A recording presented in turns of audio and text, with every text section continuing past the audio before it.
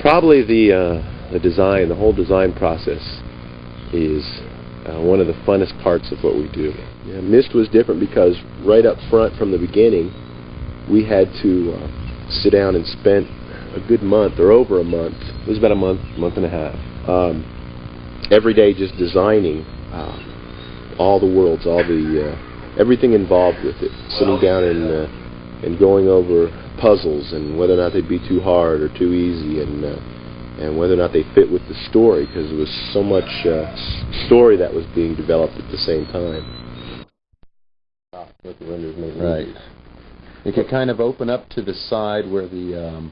So we'd extend the gameplay by having just the depth, up the depth in the amount of places to explore. I mean, just so vast that you just felt like it was going on forever. And so we just go back and forth, and you wouldn't believe some of the stupid ideas that we end up, Robin, ends up coming up with.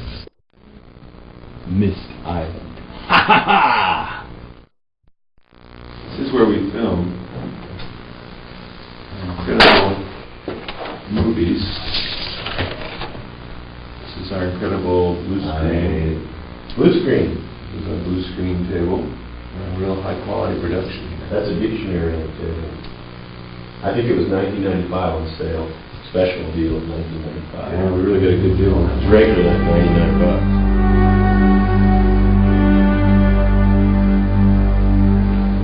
Ran and I have always been very much into the detail of things, the richness of things, and so when we did Myst, we wanted it to be a very rich environment and a very detailed environment. And graphically, that meant a lot of work.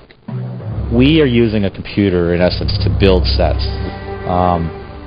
The stuff that we're doing for Myst basically has to be fully realized in order to move a sort of a virtual camera around this kind of virtual set. You take a camera and you place it in various positions in order to move, say, from one room to another or down a hallway. It's just a sequence of camera shots that are taken in a computer that end up looking photographic and end up helping, end up allowing the player to really believe that they're sitting in this world.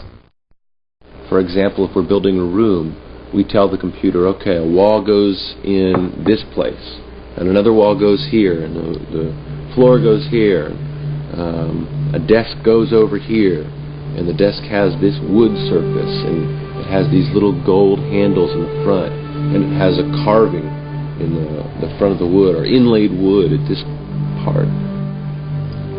We would build an incredible amount of detail into our models.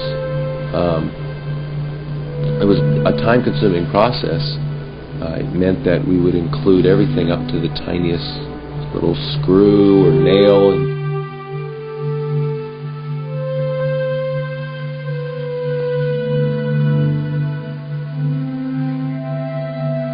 I started off kind of seeing it from an artist perspective. I would look for the most interesting scene that I could come up with. But the problem I ran into was that every time I made it look interesting, it didn't work for the interface because it was unrealistic. I mean, you don't look at everything as a composition. When you're walking through a room, you're either just walking through a room or you're stopping and staring at everything. And the hardest thing for me was to try to make that transition from trying to make everything look really pretty, composed, and make it work as far as interface goes.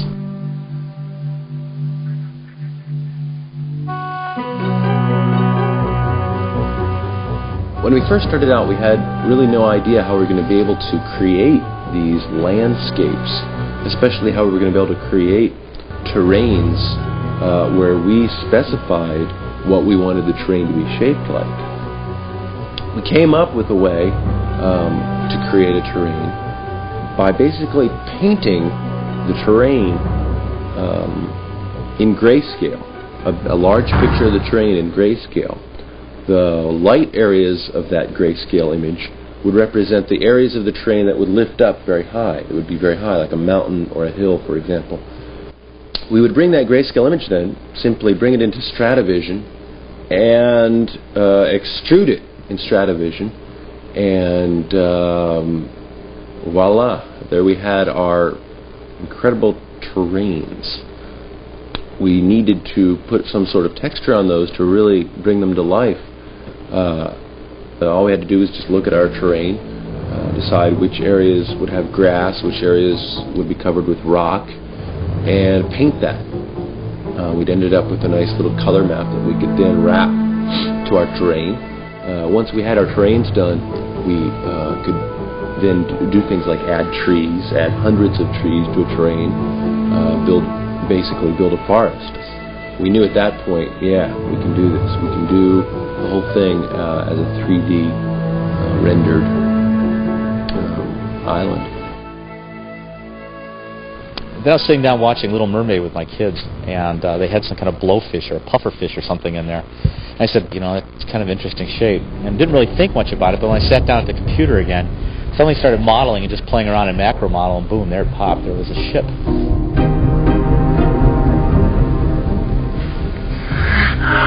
Oh! No! The mistake was your belt's a lobster.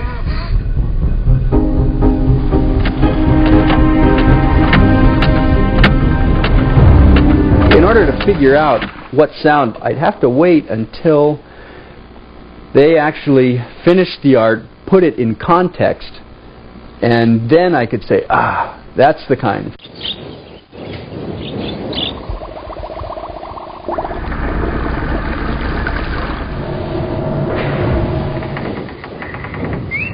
The chime, the clock tower. I knew we needed a chime, a big chime. That's a big clock. So what I ended up doing is just taking my Craftsman 7/8 inch wrench with a lifetime guarantee I just whacked it, and it had such a reverberant sound. Of course, it was too high. I just dropped the sound lower and lower and lower till you had this big, nice bell sound from a wrench.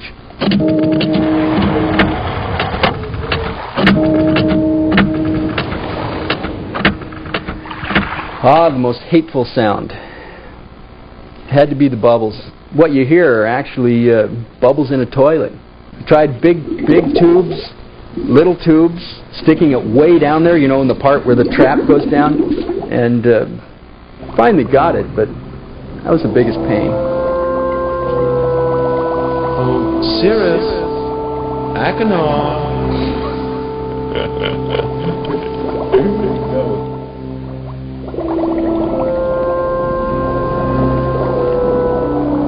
We didn't want music interfering with the gameplay, and so we weren't going to put any music in. When we finally did do a couple songs, we realized it wasn't an interference. It didn't sound like Super Mario Brothers. They seemed to really help the mood of certain places that you were at in the game. Once I sit down on the computer with a song in my mind, I can get it out fairly quickly. So I think the songs went pretty quick.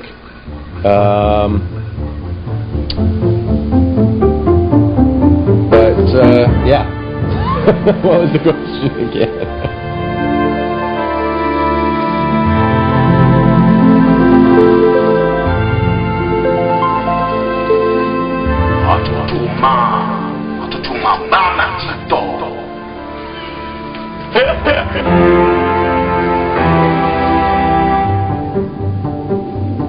The biggest problem during the whole development was the CD-ROM speed. First thing we did was crop the images down to 8-bit using adaptive palettes for each age, and that worked great. We've got images on each age that look like 24-bit images. Then we also used QuickTime compression for each of the images, for the stills, not only for the movies, but also for each of the still pictures. Ended up with images that started out at 500K down to approximately 80K. Rich, what are you working on? Nothing. In putting it together, we used HyperCard. as a shell, basically. And then John Miller from Simplex, we worked closely with him on the Color X commands to take out anything that wasn't necessary for getting the color to the screen as fast as possible. Cheat. I missed the other one too.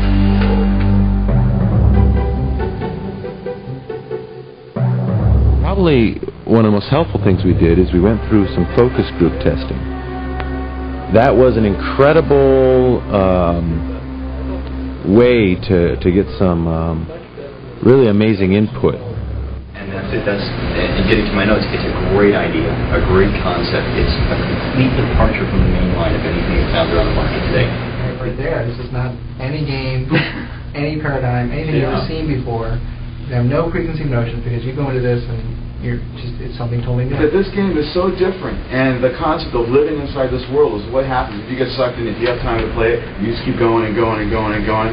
There's nothing like that at all.